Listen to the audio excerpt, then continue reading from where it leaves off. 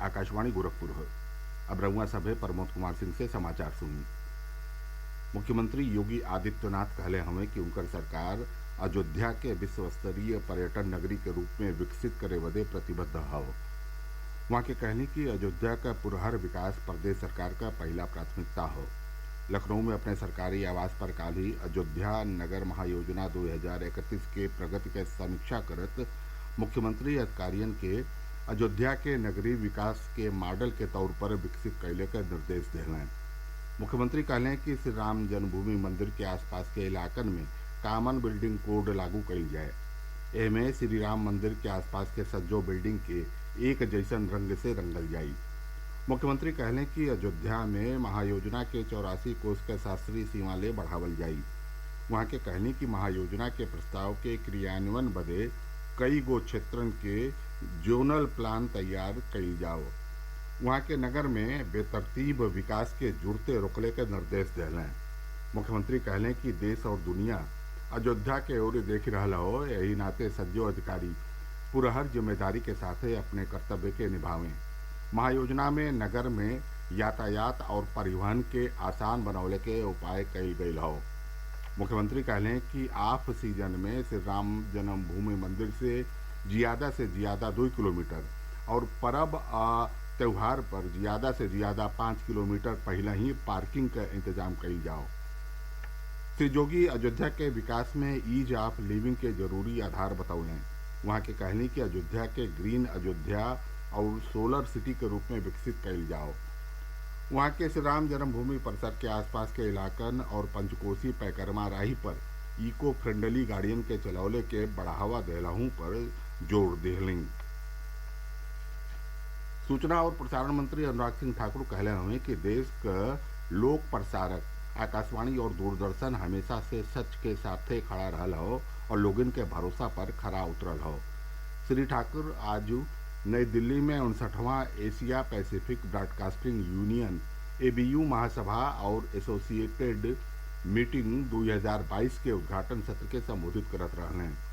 वहाँ के कहनी कि मीडिया लोगिन के निर्णय क्षमता पर गहरा असर डालेला, यही नाते प्रसारण सामग्री में सटीकता एकर प्राथमिकता होके के चाहिए। श्री ठाकुर कहलें कि कोविड महामारी के दौरान प्रसार भारती 100 से बेसी कर्मचारियन के खो देले रहल, बाकी एकरे बावजूदो एकर रफ्तार थमल नहीं।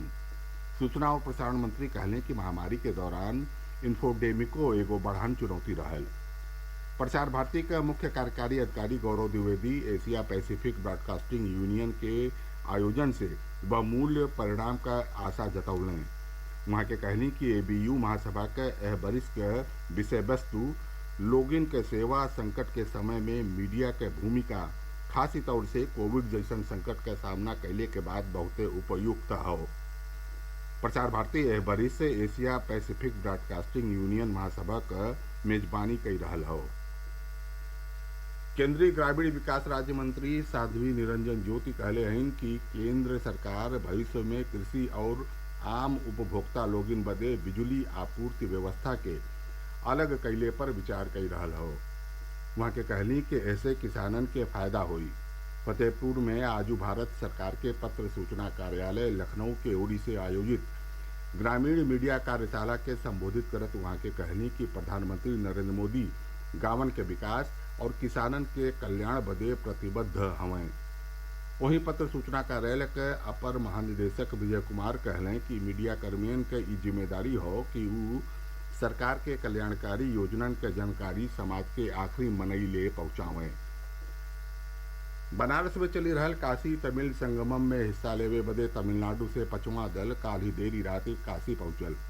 कैंट रेलवे स्टेशन पर 216 सदस्यन के एह दल के काशीवासी डमरू बजा के और फूल बरसा के पारंपरिक स्वागत कैलें। काशी भ्रमण पर आयल एह दल में व्यवसाय से जुड़ल लोग शामिल हमें। दल के सदस्य लोग आज काशी विश्वनाथ धाम में दर्शन पूजन कैलें। वो लोग माँ अन्नपूर्णा रसोई में प्रसाद लें और बनारस के प्रमुख मंदिरन और धरोहरन के भ्रमण कैलें। दल के सदस्यन के संझा के क्रूज से बनारस के घाटन का दर्शन करावल जाई। वो लोग गंगा आरतियों में शामिल हुई हैं। संत कबीर नगर के धनघटा विधानसभा क्षेत्र से विधायक गणेश चौहान आज 22 दिव्यांगजनन के ट्राई साइकिल वितरित कैलें।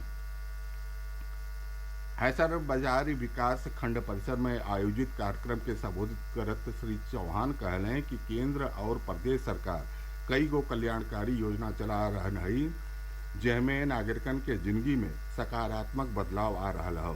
कार्यक्रम का आयोजन दिव्यांग जन सशक्तिकरण विभाग के ओर से कईल गई। समाचार पूरा भइल। नमस्कार।